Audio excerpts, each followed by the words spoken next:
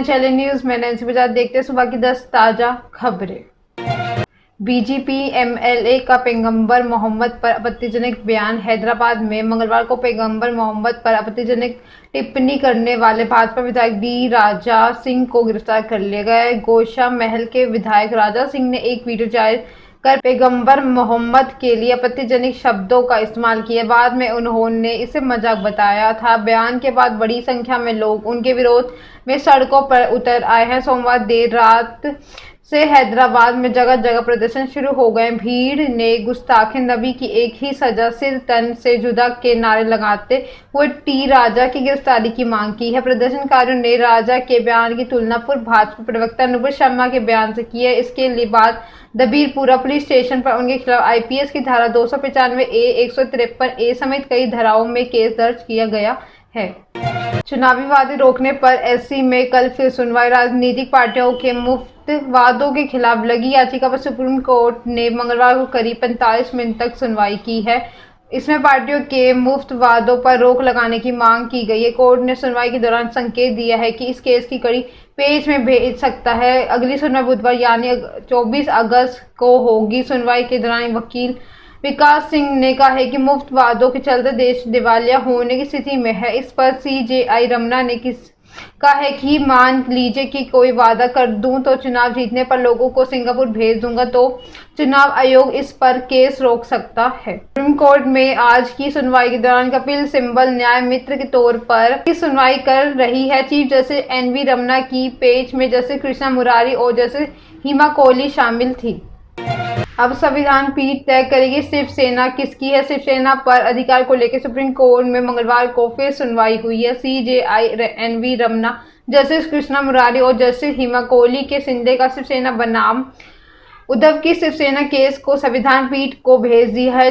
3 जजों की बेंच ने 8 सवाल तैयार किए हैं जिसके आधार पर संविधान फैसला करेगी कि शिवसेना किसकी है। सुप्रीम कोर्ट में चुनाव आयोग से कहा है कि पार्टी सिंबल विवाद पर गुरुवार तक फैसला न ले तो 5 जजों की बेंच इस मामले पर 25 अगस्त को सुनवाई करेगी। पिछली सुनवाई के दौरान मुख्यमंत्री एकनाथ शिंदे ने कहा था कि हमारे ऊपर अयोग्यता का आरोप गलत लगाया गया है, हम अभी भी सिर्फ सैनिक के। उधर सुप्रीम कोर्ट ने उद्धव ठाकरे गुट की ओर से वकील कपिल सिब्बल ने कहा था कि शिंदे गुट ने ना जाने विधायक संविधान की 10वीं अनुसूची के तहत अयोग्यता की तभी बच सकते हैं अगर वो अलग हुए गुट का किसी अन्य पार्टी में विलय कर दे। तो उन्होंने कहा था कि उनके बचाव का कोई दूसरा रास्ता नहीं है।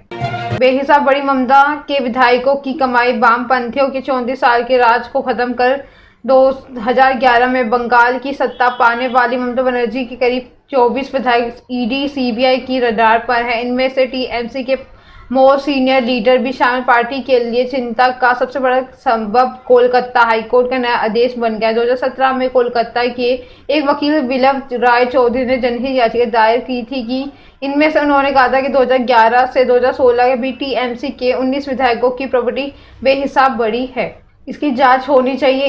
पानी जैसी सुविधाएं। सुप्रीम कोर्ट ने फ्री बिजली के मुद्दे पर मंगलवार 23 अगस्त को करीब 45 मिनट तक सुनवाई की है। मामले की अगली सुनवाई 24 अगस्त को होगी। कोर्ट ने इस मामले को एक बड़ी पेज को भेजने के संकेत दिए। दरअसल भारत में फ्री बिजली या फ्री स्कीम्स को लेकर पिछले कुछ दिनों से घमासान मचा हुआ। केंद्र राज्यों में फ्री बिजली पर लगाम लगाने की अपील कर रहे हैं। वह दिल्ली के सत्ताधारी आम आदमी पार्टी, तमिलनाडु की डीएमके, आंध्र की वाईएसआर कांग्रेस पार्टियों के फ्री बिजली मुद्दे पर सुप्रीम कोर्ट में केंद्र को चुनौती दे रही है। जनवरी 2022 में बीजेपी नेता अश्वनी उपाध्याय फ्री बिजली के खिलाफ एक जनहित याचिका लेकर सुप्रीम कोर्ट पहुंची। अपनी याचिका में उपाध्याय ने चुनावों के दौरान राजनीतिक पार्टियों के वोटरों से फ्री बिजली या मुफ्त उपहार के वादों पर रोक लगाने की अपील की थी। इसमें मांग की गई है कि चुनाव आयोग को ऐसे पार्टियों की मान्यता रद्द करनी चाहिए। केंद्र सरकार ने अश्वनी से सहमति जताते हुए सुप्रीम कोर्ट में फ्री बिजली की परिभाषा तय करने की अपील की गई। केंद्र ने कहा है कि अगर फ्री बिजली का आवंटन जारी है तो ये देश को भविष्य की आर्थिक आपदा की ओर ले जाएगा।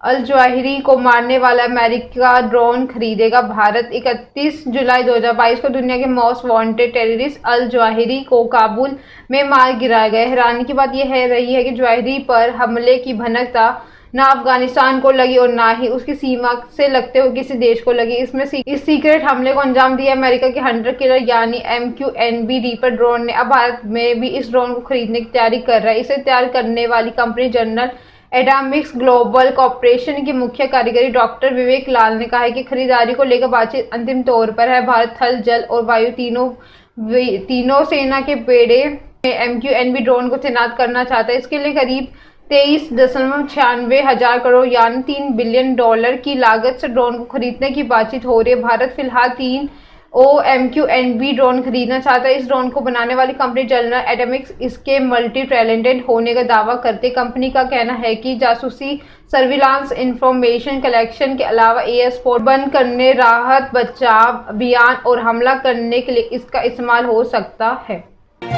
पंजाब में पुलिस भर्ती पर क्रेडिट वार। पंजाब में पुलिस भर्ती पर आम आदमी पार्टी, आप सरकार और कांग्रेस के बीच क्रेडिट वार शुरू हो गई। सीएम भगवंत मान ने मंगलवार को इन युवाओं को नियुक्ति पत्र बांटे हैं। कार्यक्रम में पहले ही पूर्व गृह मंत्री सुखजिंदर रंधावा ने आप और निशाना साध लिया। उन्होंने कहा है कि यह भर्ती कांग्रेस सरकार के समय हुई है, इसके बाद कोड लगा गया है। इसके बाद 5 महीने तक सीएम भगवंत मान की सरकार जानबूझकर इस भर्ती को लटका युवाओं को भविष्य के खिलाफ खिलवाड़ किए। ऐसा लगता है कि आपकी पिछली सरकार में काम के क्रेडिट लेने की आदत हो गई है।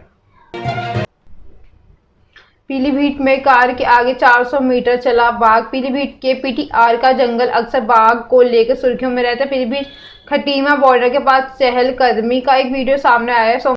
सोमवार की देर शाम 2 युवक बाइक से निकले हुए थे। उन्हें एक बाघ दिखाई दे। दोनों युवक वापस फार्म लौट आए। फार्म पर वापस आगे युवक परिजनों के साथ कार से निकले। युवकों की कार के आगे बाघ लगभग 400 मीटर तक चलता रहा। उसके बाद युवक डर कर वापस लौटा। वीडियो मझोला से बिस्ती होते हुए सीतारागंज जाने वाले रोड पर स्थित मझगमी फार्म को बताया जा रहा है। सोमवार देर शाम फार्म मोटरसाइकिल पर सवार होकर घर लौटे 2 युवकों को सामने बाघ आने से हड़कंप मच गया।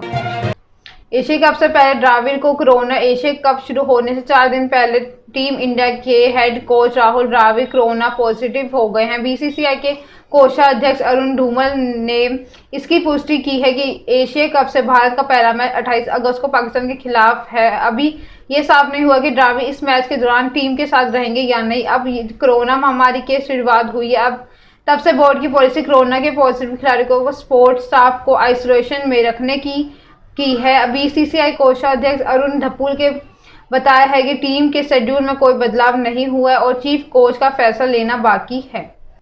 अभी तक तय नहीं हुआ है कि कोच बदला जाएगा या नहीं। बोर्ड के सचिव जय शाह ने कहा कि द्रविड़ में कोरोना के लक्षण बहुत हल्के हैं। जल्दी ही उनकी रिपोर्ट नेगेटिव आएगी और वे टीम से जुड़ेंगे।